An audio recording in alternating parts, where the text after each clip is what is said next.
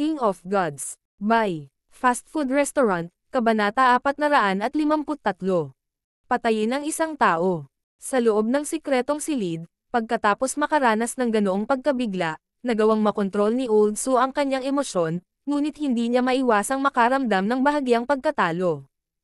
Isa siya sa pinakamalakas na eksperto sa Cloud Area, nagkaroon ng cultivation ng True Lord rank, at kontrolado ang isang malakas na bansa.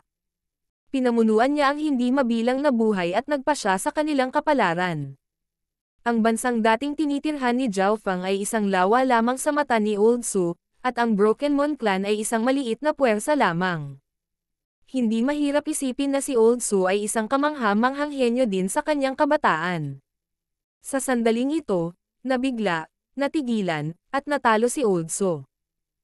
Bakas sa kanyang mukha ang paghanga at paggalang habang nakatingin sa asol na buhok na kabataan.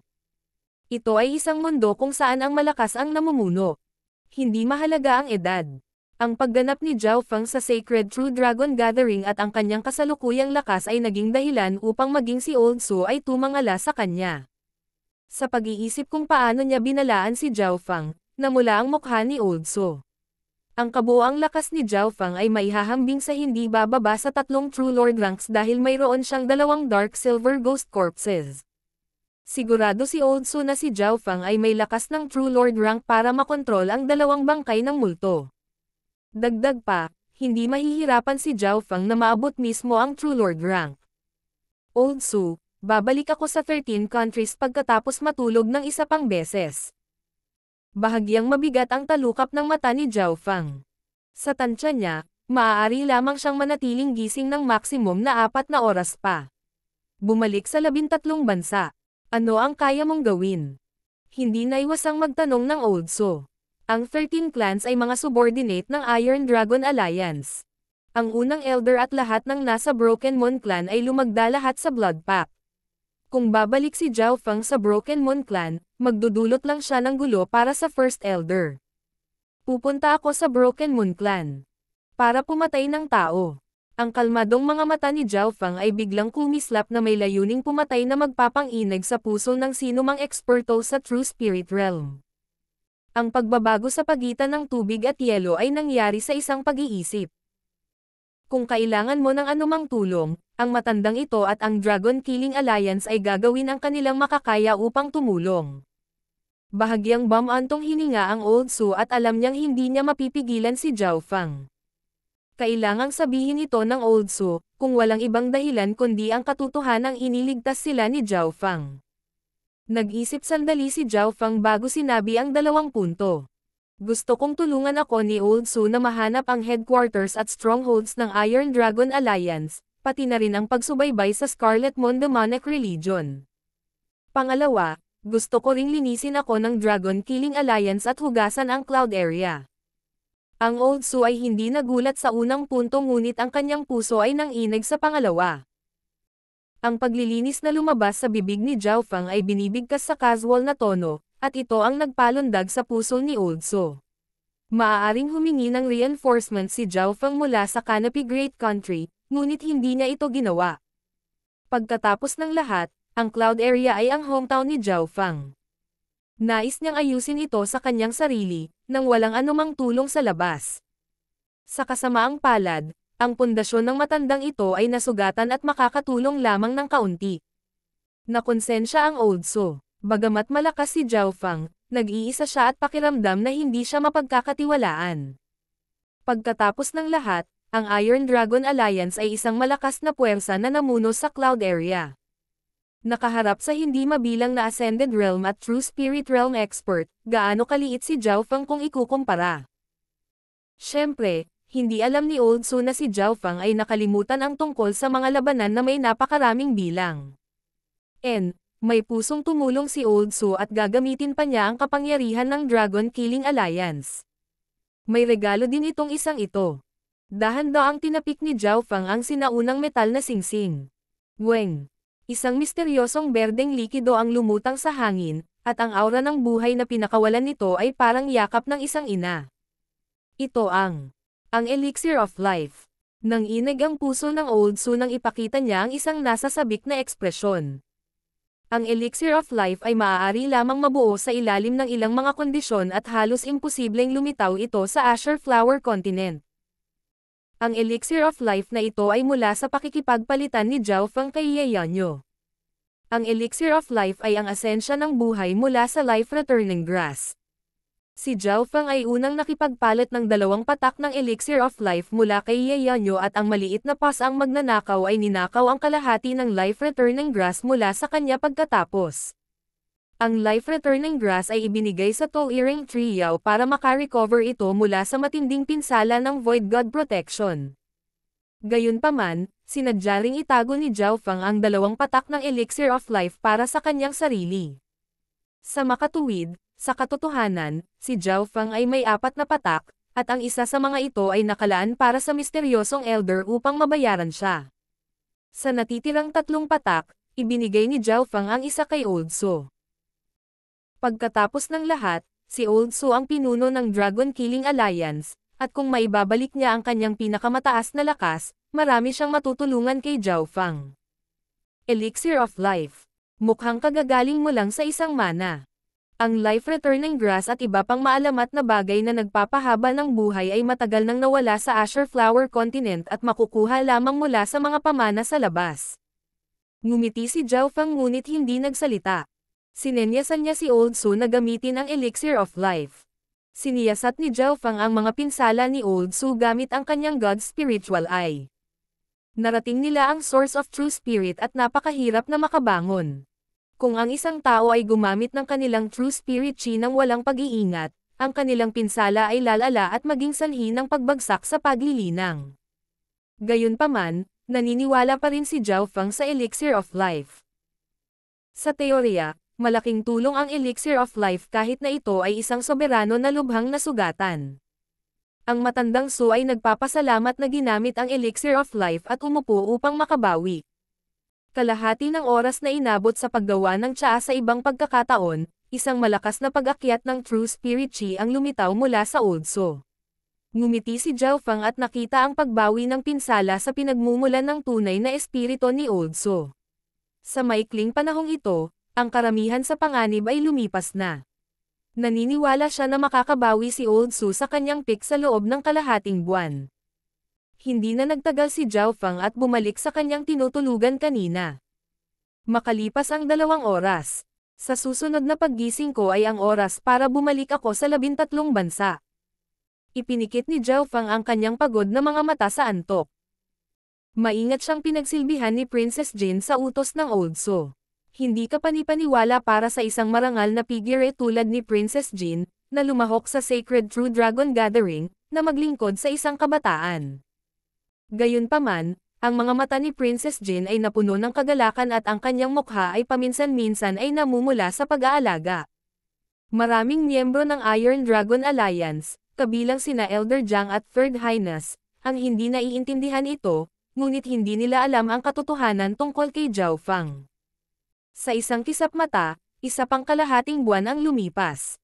Ang bagong kuta ng Dragon Killing Alliance ay nasa kailaliman ng mga bundok.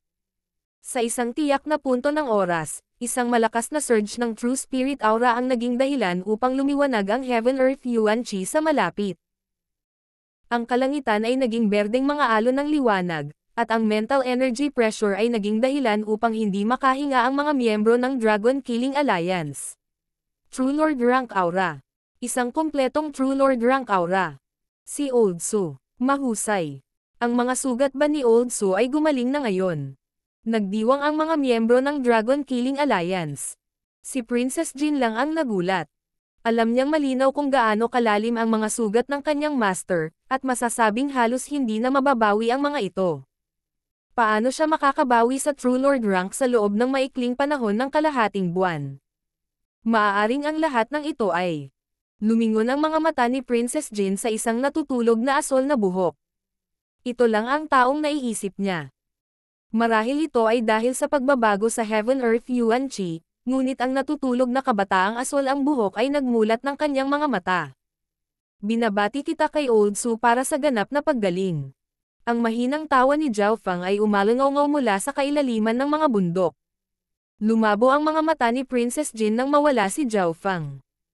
Sa susunod na sandali, sa tuktok ng mga bundok, isang kalmadong kabataang asol ang buhok na naglalakad ng magkabalikat kasama ang isang lalaking may puting balbas, nakikipag-usap at tumatawa. Gulat na pinanood ni Princess Jin ang eksenang ito.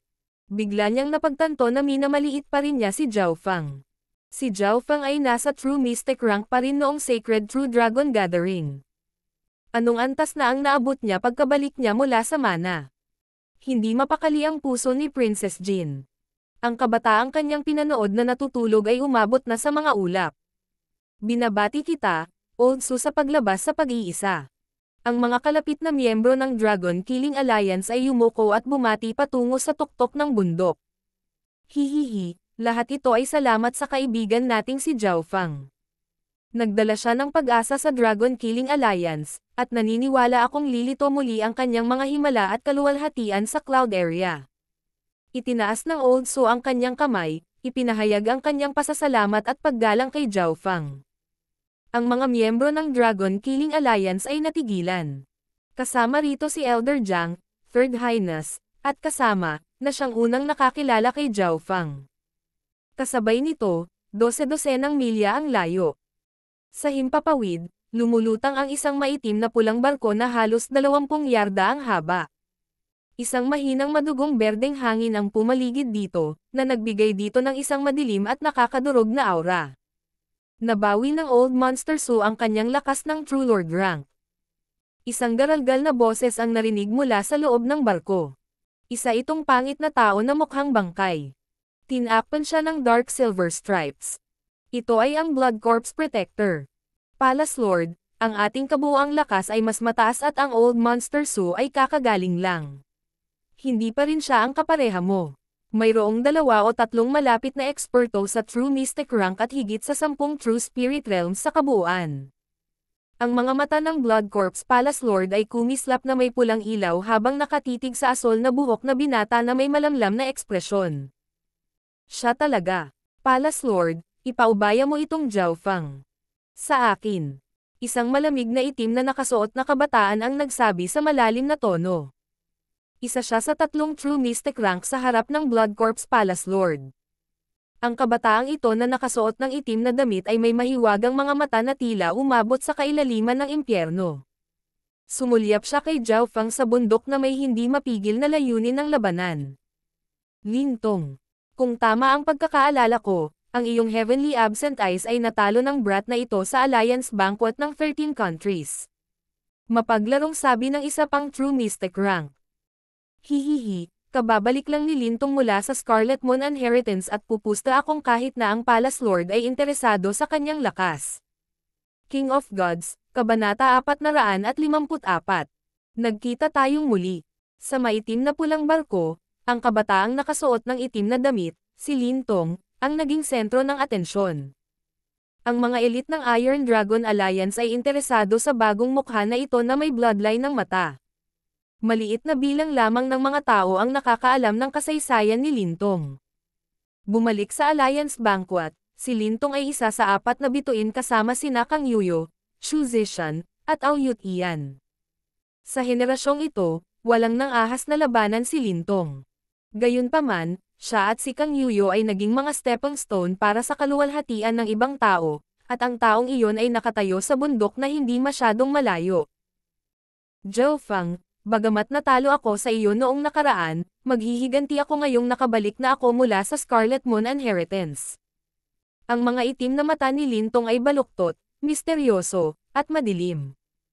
Isang malamig na mental energy aura ang tumagos sa hangin at nagpatalon sa puso ng mga elite sa malapit.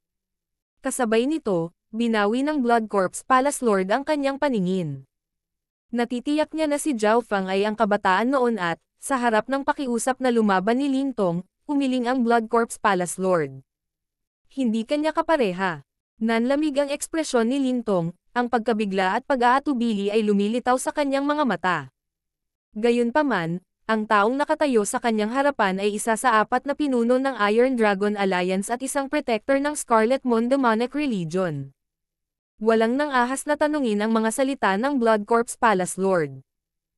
Ang kanyang kaalaman at karanasan ay higit sa pamantayan ng Cloud Area. Magsasalita pa sana si Lintong nang biglang lumingon ang asol na buhok at tumingin sa balkon ng nakangiti. Ang mga eksperto sa True Spirit Realm ay nagtataglay ng napakasensitibong paningin at nanginginig ang kanilang mga puso nang makita nila ang eksenang ito. Ang kaliwang mata ng binata ay kasing lawak ng karagatan. Ang mga aksyon ni Zhao Fang ay halatang nakataas ang atensyon ni Old So. Mukhang nakatawag ako ng masyadong maraming atensyon sa pamamagitan ng pagbawi. Bumantong hininga si Old So, ngunit alam ni Zhao Fang na hindi ito ang totoong dahilan. Hinamon ni Zhao Fang ang Iron Dragon Alliance. Ang Bloodsickle Slaughterer, ang 10th Core Elder, at ang 10th Core Elder ay namatay lahat dahil sa kanya. Ang banta ni Zhao Fang sa Iron Dragon Alliance ay nakakuha ng atensyon ng mga nakatataas na echelon. Ang ikinagulat ni Zhao Fang ay nakita niya ang higit sa isang pamilyar na mukha. Malinaw na may malalim na impresyon si Zhao Fang sa Blood Corps Protector. Ang kanilang labanan sa Scarlet Moon Cave ay mapanganib, na nangangailangan ng parehong katalinuhan at tapang. Si Lintong ay isa ring malakas na kalaban sa Alliance Banquet 2 taon na ang nakararaan. Noon, nabuo sina Kang Yuyo, Lintong, at Zhao Fang ng 3 pinakamalakas. Old So, kunin mo ang mga miyembro ng Dragon Killing Alliance at umatras. Makikipaglaro ako sa mga lalaking ito. Ngumiti si Zhao Fang. Matapos magising sa oras na ito, ang bloating sensation at ang sakit ay napakahina, at ang lawa sa loob ng dimensyon ng kaliwang mata ay halos umabot sa 10 yarda. Ang kanyang bloodline power ay mas nakokontrol kaysa dati at umabot na sa isang ganap na bagong level. Sige, ako na ang mag-aayos ng pag-atres. Mag-ingat ka. Medyo alam ni Old So ang tungkol sa lakas ni Zhao Fang at hindi niya tinanggihan ang kanyang alok. Pagkatapos ng lahat, ang Iron Dragon Alliance ay napakalakas at, bukod sa Old So, ang iba ay maglilimito lamang kay Zhao Fang. Shua! Nawala ang pigirin ng Old So mula sa bundok. Umalangaw-ngaw ang kanyang boses sa buong lambak habang ang mga miyembro ng Dragon Killing Alliance ay mabilis na nawala. Sa bundok, si Zhao Fang na lang ang natitira. Inilagay niya ang kanyang mga kamay sa kanyang likuran habang ang kanyang asol na buhok ay kumakawi sa hangin, at isang ngiti ang lumitaw sa kanyang mukha. Palace Lord, ang spawn ng Dragon Killing Alliance ay umaatres. Parang may isang taong naiwan para takpan sila. Nagkagulo ang madilim na pulang barko. Ang lahat mula sa Dragon Killing Alliance ay umaatres, kabilang ang Old So sa True Lord rank. Ngunit ang asol na buhok na kabataan ay nanatili at may kumpiyansang tumingin sa mga tao sa barko. Ang eksenang ito ay nagpayanag sa puso ni Lintong. Nasa anong antas si Zhao Fang? Hindi makita ni Lintong si Zhao Fang at ang kanyang parang karagatan. Ang tapang lang na ipinakita ni Zhao Fang ay napabuntong hininga si Lintong. Kung si Lintong ay nasa parehong sitwasyon, halatang tatakbo siya sa abot ng kanyang makakaya. Ang kanyang kalaban mula sa nakaraan ay nanatili sa likod at kumpiyansang humarap sa kanila. Ang katapangan na ito ay yumanig hindi lamang kay Lintong, kundi sa lahat ng iba pang eksperto sa barko. Anong mayabang na brat? Langgam lang siya sa harap ng karwahe. Palace Lord, dapat nating patayin ang brat na ito. Ang Dragon Killing Alliance ay hindi malayo. Ang True Spirit Realm Cultivator sa barko ay napuno ng layuning pumatay at galit. Ang mga aksyon ni Zhao Fang ay nagpagalit sa kanila. Gayunpaman, ang ekspresyon ng Blood Corps Palace Lord ay kumikislap at, bagamat ang kanyang mukha ay puno ng puot at layuning pumatay, hindi siya agad na umatake. Hihihi, Blood Corps Protector, ang tagal na nating hindi nagkita. Sana ayos ka lang. Isang mahinang tawa ang umalangaw-ngaw mula sa bundok. Sa sandaling ito, ang Dragon Killing Alliance ay umaatres, ngunit parehong naririnig ng kaibigan at kalaban ang boses ni Zhao Fang ng malinaw. Ano ang nangyayari? Parang kilala nitong si Zhao Fang ang Blood Corps Palace Lord mula pa noong una. Nakaramdam ng kakaiba ang magkabilang panig. Ang tono ni Zhao Fang ay parang nakipag-ugnayan siya sa Blood Corps Palace Lord noon at baka nakipag-away pa sa kanya. May mga naghinala pa na ang kabataang ito ay talagang isang matandang halimaw. Sa barko, ang mga tingin ng buong Iron Dragon Alliance ay dumaong sa Blood Corps Palace Lord, naghihintay sa kanyang mga utos. Nabawi na ng Old So ang kanyang lakas. Hindi makatutuhanang patayin ang lahat ng Dragon Killing Alliance, ngunit dahil kumpiyansa ang brat na ito na kaya niyang takpan ang mga ito, paglalaroan natin siya. Ang garalgal na boses ng Blood Corps Palace Lord ay tumunog sa eleganteng paraan, at ang mga puso ng mga eksperto sa True Spirit Realm ay kumaibot. Alam ng mga pamilyar sa Blood Corps Palace Lord na nangangahulugan ito na gagawin niya ang lahat. Malinaw na naalala ng Blood Corps Palace Lord ang mga bagay-bagay, at kapag may naalala siya, pahihirapan niya sila sa elegante na paraan. Gayunpaman, hindi ba masyadong sobra-sobra na ipadala ang mga elite ng 2 palasyo at 1 Palace Lord para lang makitungo sa isang junior? Zhao Fang, hinahangaan ko ang iyong katapangan na manatili, ngunit pagsisisihan mo ang desisyong ito habang buhay. Ang Blood Corps Palace Lord ay nagwagayway ng kulay dugong bandila sa kanyang kamay. Ho! Isang magulong bagzo ng madugong hangin ang hamampas patungo sa tuktok ng bundok. Ipadala ang order. Kunin ng buhay si Zhao Fang. Ang Blood Corps Palace Lord ay nakatayo sa yulunan ng barko ngunit hindi agad umatake. Kahit na hindi niya lubos na maramdaman ang mental energy aura ni Zhao Fang, ngunit sigurado siya na si Lin Tong at ang kumpanya ay talagang hindi niya kakampi. Kung wala siyang lakas na malapit o may hahambing sa True Lord rank, paano maglalakas loob si Zhao Fang na manatili ng mag-isa? Naiintindihan. Hindi alam ng 3 True Mystic ranks kung anong uri ng alitan ang Blood Corps Palace Lord kay Zhao Fang para gumamit sila ng puwersang tulad nito para ayusin ang mga bagay-bagay, ngunit agad silang sumunod. Palace Lord, hihigpitan ko ang bloodline niya sa mata. Iminungkahi ni Lin Tong. Alam ng lahat ang espesyalidad ng target ng rank 1 killing order na ito. Nakakatakot ang bloodline ng mata ni Zhao Fang. Ang 10th Core Elder pati na rin ang ika-18 Core Elder ay nahulog dito. Ito ang dahilan kung bakit ipinadala ng Iron Dragon Alliance si Lin Tong. So. Ang 3 True Mystic ranks at isang grupo ng mga eksperto ay pinamunuan ni Lin Tong habang sila ay naging 3 bahid ng liwanag, na papalapit kay Zhao Fang. Kung ang isa ay tumingin sa ibaba mula sa itaas, malalaman nila na ang 3 True Mystic ranks at ang kumpanya ay gumawa ng kalahating nakapalibot na porma sayon na sumara sa bundok. Master, kahit isang Palace Lord mula sa Iron Dragon Alliance ay dumating na. Nag-iisa si Zhao Fang, malamang. Lumingon si Princess Jin habang umaatres. Siya ay hindi mapalagay, at ayaw niyang makita ang asol na buhok na nakaharap sa Iron Dragon Alliance na mag-isa. Jinner, huwag kang mag-alala. Pinaglalaroan lang sila ni Zhao Fang at papansinin ko rin. Ngumiti ang Oldso, nakikipaglaro sa kanila. Puno ng gulat ang mga mata ni Princess Jin. Mahirap isipin na ang mga salitang ito ay manggagaling sa bibig ng kanyang master. Scarlet Demon Moon Eye. Sa puntong ito, nagpadala si Lin Tong ng isang distorting na kulay dugo na buwan sa kanyang mga mata mula sa ilang milya ang layo. Pagkatay, uhaw sa dugo, kadiliman, kaguluhan. Ang mga negatibong aura ay namuo sa kanyang mga mata at naging isang hindi nakikitang kapangyarihan na kumikislap sa hangin. Sa puntong ito, ang mga True Spirit Realms sa paligid niya ay nakaramdam ng lamig. Isang buwan na may kulay dugo ang sumikat sa mga ulap at hamampas patungo sa asol na buhok na kabataan. Ang bawat aksyon ni Lin Tong ay nakuha ng mga mata ni Zhao Fang, at kailangan niyang aminin na ang Scarlet Demon Moon Eye ay talagang isang malalim na eye bloodline skill para sa kakayahang pagsamasamahin ang mga negatibong kapangyarihan at lumikha ng nangingibabaw at malupit na puwersa na dumiretso sa kaluluwa. Ang normal True Spirit Realms, at maging ang ilang True Mystic ranks, ay agad na madudurog sa harap ng pag-ataking ito. Sa mga tuntunin ng kapangyarihan, ang bloodline ng mata ni Lin Tong ay may kukumpara sa mga cultivator ng 3 pangunahing pamilya ng mata ilang buwan na ang nakalipas sa panahon ng Sacred True Dragon Gathering. Shua. Ang Scarlet Demon Moon Eye ay naglabas ng malakas na mental energy blood moon na nagtangkang sirain ang mental energy world ni Zhao Fang. Si Lin Tong at ang iba pang True Mystic ranks ay nagpahayag ng mga masasayang ekspresyon. Sa hindi inaasahan, si Zhao Fang ay hindi gumalaw o nagpahayag ng anumang mga palatandaan ng pagtatanggol o pag-iwas. Ano ang nangyayari? Biglang nanlamig ang katawan ni Lin Tong, at ang kanyang mukha ay napalitan ng takot at gulat. Binaliwala lang ni Zhao Fang ang pag-atake ni Lin Tong.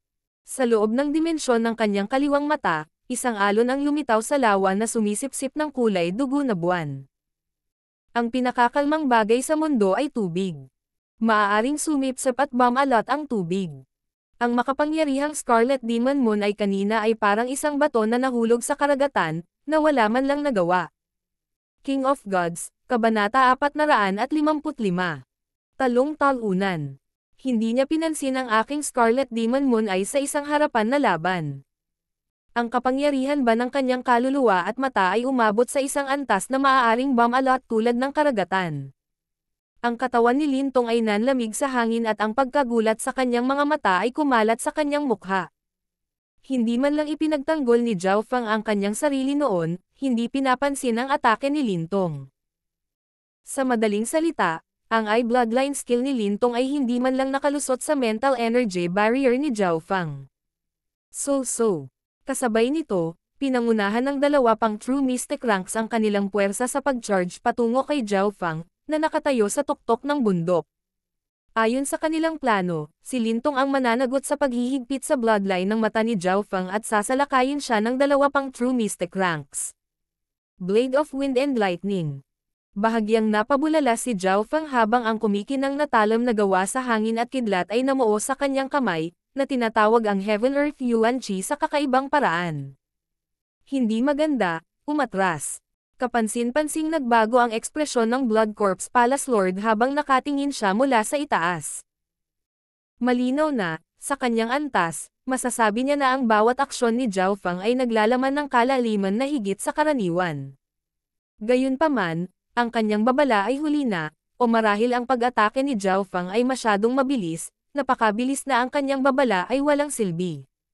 Weng! Nahati ang talam sa dalawa at biglang lumaki hanggang 7 o 8 yarda.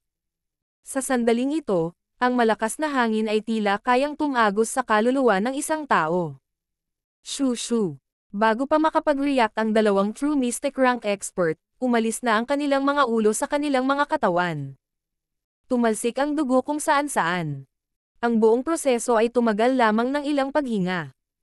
Katatapos lang ng pag-atake ni Lintong nang, kaagad pagkatapos noon, casual na pinatay ni Zhao Fang ang dalawang eksperto sa isang simpleng suntok. Huminga ng malamig si Lintong at ang mga elite ng Iron Dragon Alliance na nakakita sa eksenang ito. Hindi napigilan ni Lintong ang pagsinop. Hindi lamang umabot sa hindi kapani-paniwalang taas ang bloodline ng mata ni Zhao Fang, nakakatakot din ang kanyang mga kasanayan sa pakikipaglaban. Ang dalawang True Mystic Ranks ay parehong Core Elders na nasa top 15.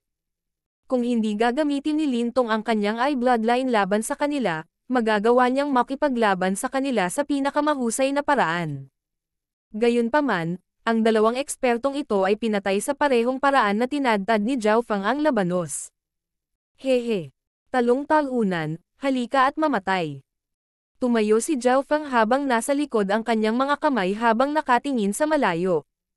Ang puso ni Lintong ay nanginginig na parang nahulog siya sa walang limitasyong kailaliman. Binalot ng pagkatalo at kahihiyan ang kanyang puso. Ikaw. Kinagat ni Lintong ang kanyang mga ngipin at tumangala, handang lumaban hanggang kamatayan. Ngunit sa sandaling tumangala siya, huminto siya. Hindi man lang tumitingin sa kanya ang asol na buhok sa bundok. Sa sandaling ito, "Huwag kang maangas, Junior. Noon, nagpapagaling ako." Ang mapot na boses ng Blood Corpse Palace Lord ay tumunog mula sa likuran, at kapwa huminto ang kaibigan at kalaban nang marinig nila ito. Ano ang nangyayari? Maraming tao ang huminto, at ang mga kamay ni Lintong ay nanginginig habang ang pagkabigla at pagkaasiwa ay lumitaw sa ibabaw ng kanyang kahihiyan. Talong talunan. Ang mga salita ni Zhao Fang ay nakatuon sa Blood Corpse Palace Lord. Para kay Lintong, hindi siya pinansin sa simula. Ang nakalok na kalaban ni Zhao Fang ay ang Blood Corpse Palace Lord. Mahirap isipin na ang Blood Corpse Palace Lord na ito ay isang taong natalo noon ni Zhao Fang, kaya ang pangungutya ni Zhao Fang. Hindi nakapagtataka. Zhao Fang, mukhang minamaliit kita. Hindi kaagad umatras ang Old Su, nananatili sa isang tiyak na distansya kung sakaling kailanganin ni Zhao Fang ng tulong. Gayunpaman, napagtanto niya na labis niyang iniisip ang mga bagay. Sa wakas ay naunawaan ni Old Su kung ano ang ibig sabihin ni Zhao Fang ng paglalaro. Ang Blood Corpse Palace Lord ay naging isang bahid ng madugong purple na ilaw at tumalon patungo kay Zhao Fang. Shua! Ang bilis ng Blood Corpse Palace Lord ay parang hangin, at hindi makita ng maraming tao kung paano siya gumalaw. Sa ilang kisap lang ng mata, dumating ang Blood Corpse Palace Lord sa harap ni Zhao Fang at naglabas ng malalim, parang bundok na aura na dumurog kay Zhao Fang.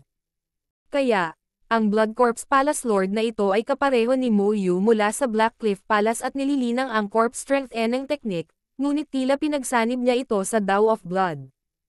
Siniyasat ni Zhao Fang ang kanyang kaliwang mata. Sa mga tuntunin ng lakas, ang Blood Corpse Palace Lord ay halos kapareho ni Mo Yu, ngunit ang una ay halatang mas marunong at tuso. Basag. Ang halos 100 yarda ang taas na bundok ay umusbong at nahati sa mga piraso, alikabok at usok na bumubulusok sa kalangitan. Nahahati ng mapangwasak na palad ng Blood Corpse Palace Lord ang isang buong bundok. Q. Isang kidlat ang sumipol sa kalangitan. Sinabayan ng malakas na kulog at tili ng hangin si Zhao Fang habang lumilipad siya ng humigit kumulang 1 o 2 milyang radius. Ang mga iyak ay nagmula sa malapit sa madilim na pulang barko. Sa tuwing lukulog at umiihip ang hangin, tumalsik ang dugo sa pagkamatay ng 1 o 2 buhay. Munting bastos, halika rito at ibigay sa akin ang iyong buhay. Ang Blood Corpse Palace Lord ay umungal sa galit habang siya ay naging madugong purple streak at hinabol si Zhao Fang. Gayunpaman, wala siyang kalamangan laban kay Zhao Fang sa mga tuntunin ng bilis. Gumamit si Zhao Fang ng tunay na labanan upang maunawaan ang Wind Lightning Stone Tablet sa kanyang isipan. Ang Wind Lightning Stone Tablet ay ang pamana ng Wind Lightning Emperor na naghari sa mga tuntunin ng bilis. Ang antas ng mental energy ni Zhao Fang ay mas mataas kaysa sa Blood Corpse Palace Lord. Bagamat hindi pa umabot sa True Lord rank ang kanyang cultivation, ang halaga ng Heaven Earth Yuan Qi na maaari niyang ipatawag ay hindi malayo. Ang bilis ni Zhao Fang ay umabot sa rurok at maaaring hindi niya pansinin ang Blood Corpse Palace Lord habang pinapatay niya ang mga mula sa Iron Dragon Alliance. Arg! Ang puot ng Blood Corpse Palace Lord ay umabot sa limitasyon at halos mawalan siya ng malay. Nakatingin lang siya habang kinukuha ni Zhao Fang ang buhay ng kanyang mga nasasakupan.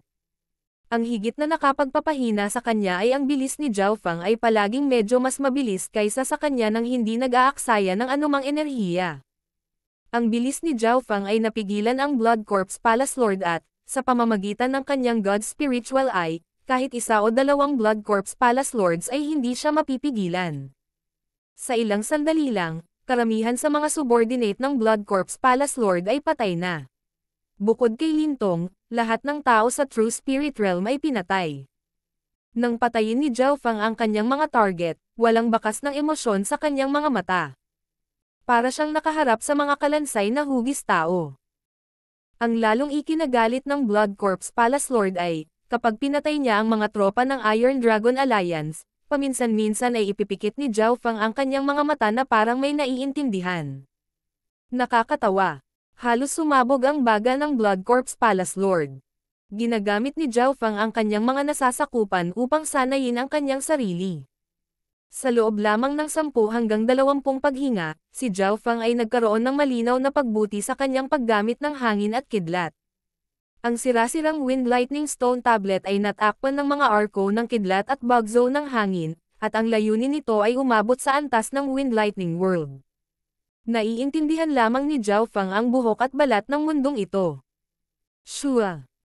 Napagtanto ni Zhao Fang na, bukod sa Blood Corpse Palace Lord, walang tao sa malapit maliban kay Lintong, na nagtatago at nanginginig sa bitik ng bundok.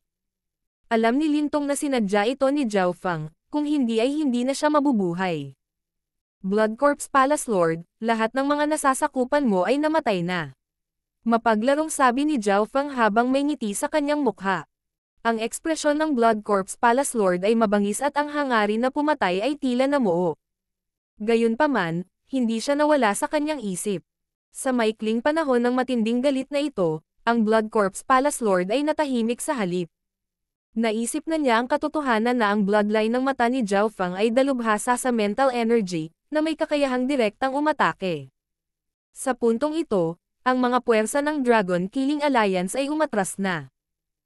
Sa pag-aayos ng alikabok, Tanging si Zhao Feng at ang Blood Corpse Palace Lord ang naiwan habang magkaharap sila. Sandaling nagkatinginan ang dalawa bago sabay na umatake. Shua! Isang madugong lilang bahid ng liwanag ang ilang beses na nakipagsagupaan sa isang bola ng kidlat at hangin. Boom! Ang lakas ng magkabilang panig ay napaka-condensed at ang mga alon ng enerhiya mula sa kanilang mga sagupaan ay hindi lalampas sa 20 yarda.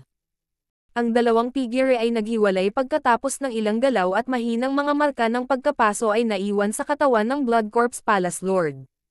Ang pisikal na katawan ng Blood Corpse Palace Lord na ito ay maihahambing kay Mo Yu ng Blackcliff Palace. Kahit ang normal na True Lord ranks ay hindi siya kayang saktan. Bulong ni Zhao Feng sa kanyang puso. Si Zhao Feng ay nagkaroon ng kalamangan sa bilis nang lumaban sila, ngunit sa mga tuntunin ng dalisay na lakas, wala siyang kapangyarihan. Sa pangkalahatan, kontrolado niya ang labanan, dahil hindi siya kayang talunin ng Blood Corpse Palace Lord. Kung wala ang paggamit ng aking God's Spiritual Eye, ang tanging ibang paraan upang madagdagan ang aking lakas sa pakikipaglaban ay ang makapasok sa True Lord rank. Malinaw ang puso ni Zhao Feng.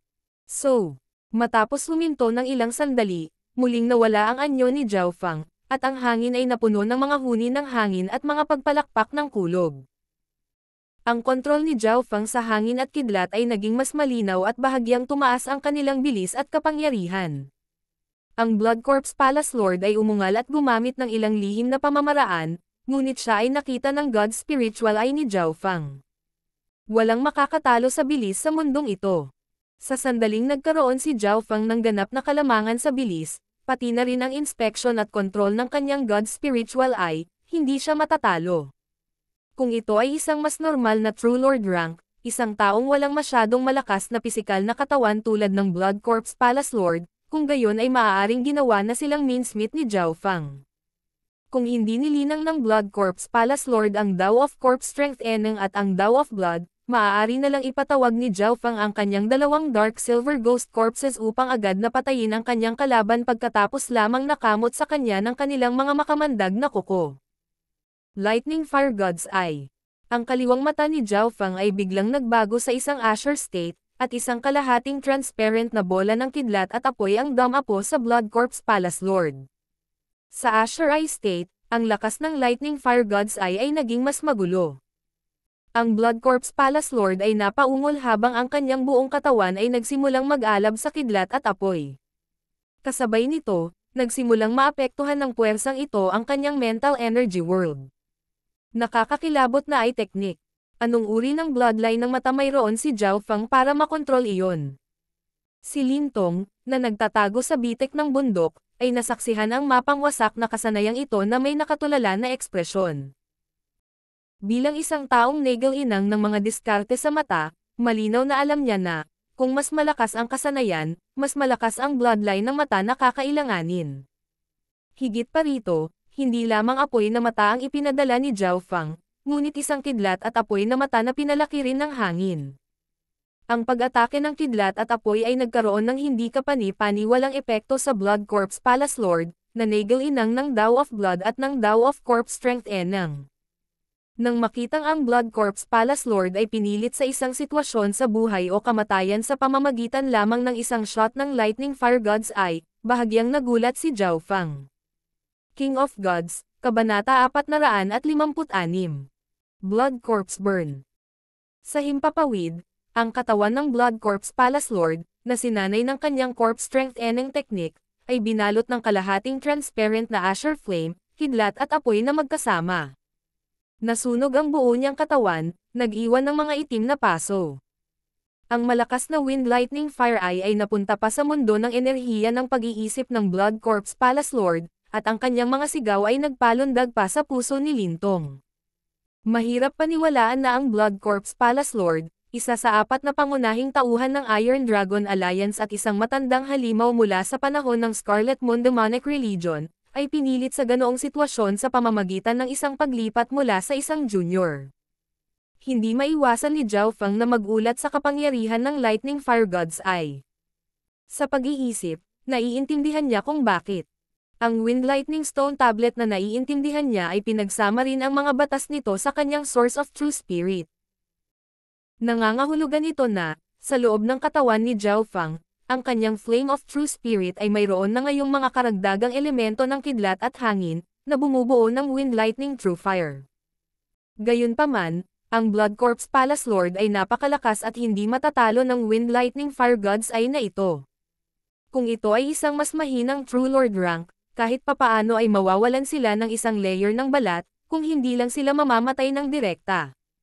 Blood Corpse Refining Flame. Ang mga mata ng Blood Corpse Palace Lord ay tila lumundag sa madugong iskarlata na apoy habang ang malamig niyang boses ay umalangaw-ngaw sa mga bundok. Weng. Isang madugong iskarlata at lilang apoy ang lumitaw sa kanyang pilak na guhit na katawan, na sinamahan ng isang bug zone ng malamig na hangin.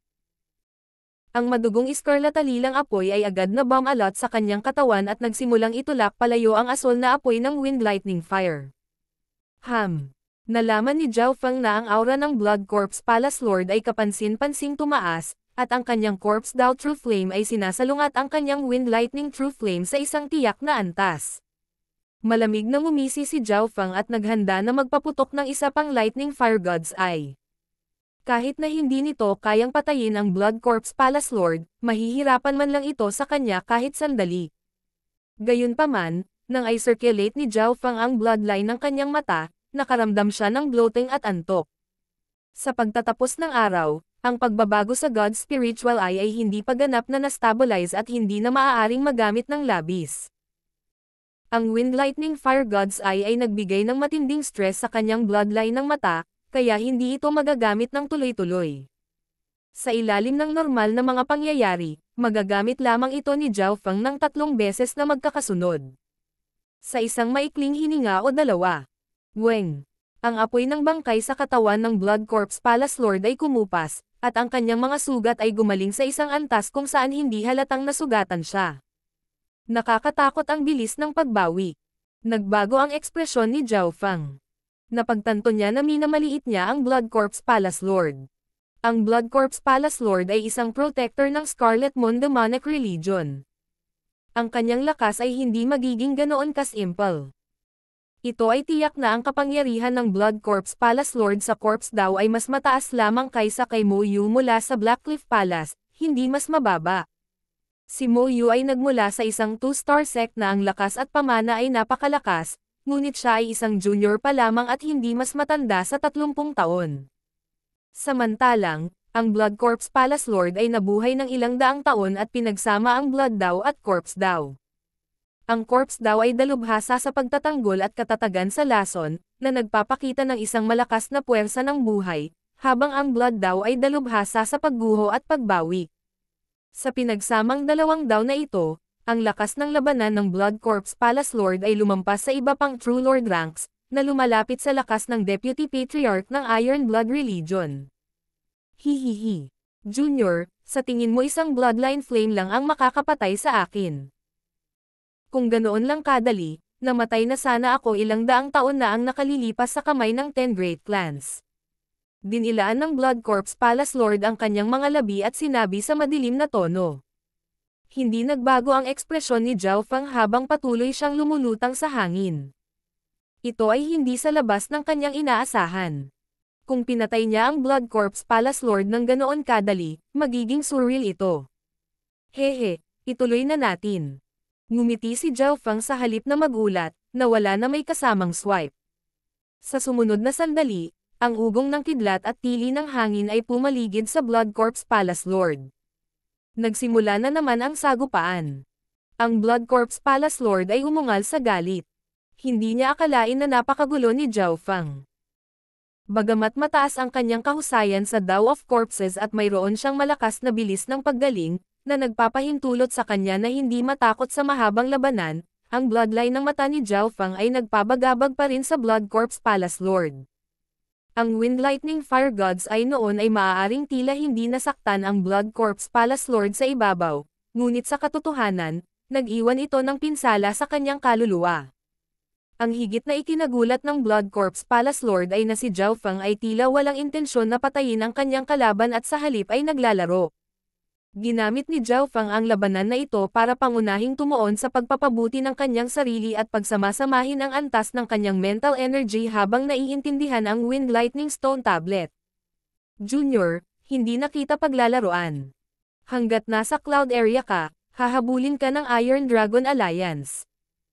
Ang Blood Corps Palace Lord ay nagpakita ng mga palatandaan ng pag-urong. Nagsisimula ng sumakit ang pinsala sa kanyang kaluluwa mula sa Wind Lightning Fire God's Eye. Nakalamang din sa bilis ang kalaban at pinaglalaroan lang siya. Sa pamamagitan ng kontrol sa kamay ni Zhao Fang, ang Blood Corps Palace Lord ay matalinong umatras dahil alam niyang hindi siya mananalo. Gusto mong tumakbo. Hindi iyon madali. Bahagyang tumawa si Zhao Fang habang siya ay naging isang arko ng kidlat na humahabol sa Blood Corps Palace Lord. So. Dalawang makapangyarihang aura, isa sa harap, isa sa likod, ang kumikislap sa mga ulap at paminsan-minsan sa mga kagubatan, na nagiging sanhi ng pag-ihip ng alikabok. Umalis na sila sa wakas. Si Lintong, na nagtatago sa isang bitik ng bundok, ay ganap na nababalot ng pawis. Tinago niya ang kanyang aura at naghanda sa pagtakbo. Gayunpaman, sa segundong gumalaw ang kanyang mga yabag, naramdaman niyang may damapo sa kanyang balikat na nagtulak sa kanya pababa. Meow meow. Isang kulay pilak na kulay abo na pusa ang nakatayo sa kanyang balikat at isang maliksi na parang ahas na latigo na nakapulupot sa kanyang katawan. Bakit gusto ni Zhao Fang na manatili ako? Nanlamig ang puso ni Lintong. Hindi siya makagalaw, dahil pinigilan siya ng Mystic Snake Blood Whip, kaya nagpa siya siyang tumalikod at gumamit ng eye technique. Sinampal ng paa ng pusa si Lintong sa mukha at nag-iwan ng nakakapasong pulang letra.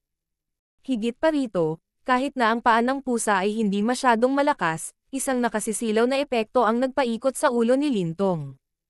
Kasabay nito, si Zhao Fang ay lumipad ng 12-dosenang milya sa pagtugis sa Blood Corps Palace Lord. Kapag naabot ng isa ang True Lord rank, maaari silang lumipad sa pinakamataas na bilis ng 1 o 200 milya at maaaring tumagal ng hanggang 1 o 2,000 milya kung gugustuhin nila. Si Zhao Fang ay hindi nakakumbinsi sa tagumpay, naiintindihan ang Wind Lightning Stone Tablet habang sila ay lumilipad. Woo!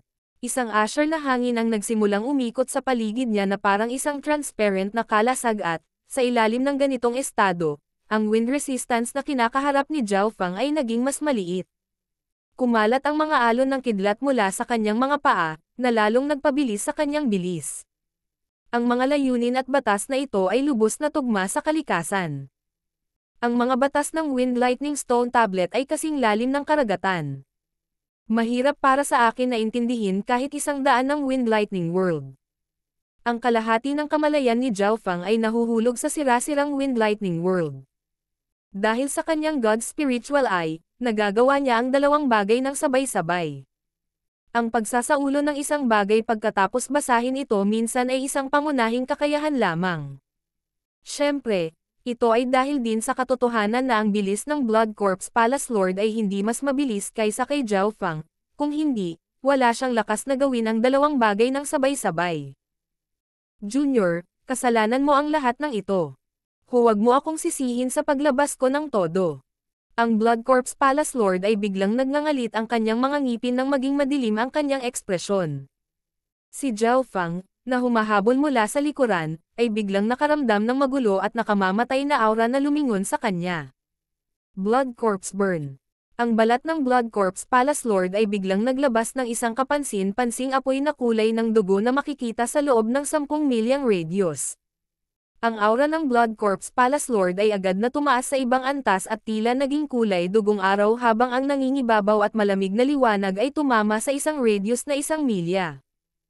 Q. Tulad ng ilaw na nabuo ng Blood Corps Burn na si Zhao Fang, biglang bumilis ang tibok ng kanyang puso. Ang Blood Corps Palace Lord ay naglabas ng battle power na maihahambing kay Yayanyo o Zhuang Wonner. Sa puntong ito, ang God's Spiritual Eye ni Zhao Fang ay pinaghihigpitan at, dahil sa katotohanan na ang kanyang tunay na kultibasyon ay hindi pa umabot sa True Lord rank, ang isang head-on clash ay hindi kapaki-pakinabang para sa kanya. Sa kritikal na sandaling ito, hindi nawalan ng gana si Zhao Fang. Break. Ang kaliwang mata ni Zhao Feng ay biglang naging isang nagyayelong lawa habang ang asul na yelo na dugo ay nagsimulang umikot sa kakaibang paraan sa loob ng kanyang katawan. Sa isang iglap, Weng, isang napakagandang figure na may suot na korona at may hawak na itim na espada ang lumitaw. May trono sa ibaba nito habang nabuo ito sa likod ni Zhao Feng. Sa pamamagitan ng Sacred True Dragon Gathering at Purple Saint Ruins, ang bloodline ni Zhao Feng ay umabot sa isang ganap na bagong antas na hindi may kukumpara sa nakaraan. Ice Lightning Raging Dragon. Nagpadala si Zhao Feng ng umaalulong na palad na naging sanhi ng pagkulog at pag-ungol ng hangin. Ang kanyang bloodline din ang naging dahilan ng mahinang paggalaw ng itim na espada. Isang nakakagigil na lamig ang Bomb-A-Lot habang nabuo ang isang magulong dragon na gawa sa kidlat at yelo. Sa Purple Saint Ruins, ginamit ni Zhao Feng ang hakbang na ito para mapalipad ang Wicked Teeth Group. Sa sandaling ito, ang paggamit ni Zhao Feng ng bloodline, technique, at cultivation ay tumaas lahat. Boom boom bam! Dalawang puwersang nangingibabaw ang nagsagupaan sa mga ulap. Makalipas ang halos kalahating hininga, isang malamig na liwanag ng dugo ang tila nagkaroon ng kalamangan at durog patungo kay Zhao Feng. Pagkatapos ng lahat, ang Blood Corpse Burn ay ang pagpatay ng Blood Corpse Palace Lord at nangangailangan ng mabigat na presyo para magamit. Boom! Ang figure ni Zhao Feng ay umatras ng 1 o 200 yarda habang ang kanyang asul na buhok ay mabilis na umihip sa hangin. Eye change. Ang God Spiritual Eye ni Zhao Feng ay muling nagbago sa isang kalmadong asul. Tingnan natin ang kapangyarihan ng Eye of Water na ito. Mabilis na ipinalibot ni Zhao Feng ang bloodline sa kanyang katawan. Karaniwan, ang tubig ay dalubhasa sa pagtatanggol. Sino ang nakakaalam kung ano ang gagawin kapag ginamit ng isang bloodline? Boy! Isang alon ng tubig ang nabuo sa paligid ni Zhao Feng at Bomb-A-Lot sa kanyang katawan. Sa ibabaw, kumikislap ang mahinang arko ng kidlat. Shoo shoo shoo! Lumitaw ang magagandang ripples matapos dumapo ang liwanag ng dugo sa water barrier, at walang malakas na pagsabog. Sa katunayan, nagkaroon lamang ng kakaibang katahimikan. Ang figure ni Zhao Feng ay tila hindi gumagalaw na parang karagatan. Ang higit na hindi kapanipaniwala ay ang mga mahiwagang linya ay tila lumutang sa harang ng tubig na tila nanggaling sa sinaunang panahon. Ang kapangyarihang ito ay mas bumabalot kaysa sa linya ng dugo ng yelo, bumagal at sumisipsip sa pag-atake ng Blood Corpse Palace Lord.